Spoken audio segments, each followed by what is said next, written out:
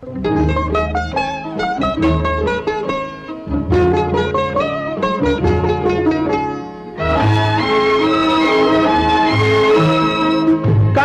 தங்கம் வெட்டி எடுத்து காதல் என்னும் சாறு பிழிந்து தட்டி தட்டி சிற்பிகை செய்த உருவமடா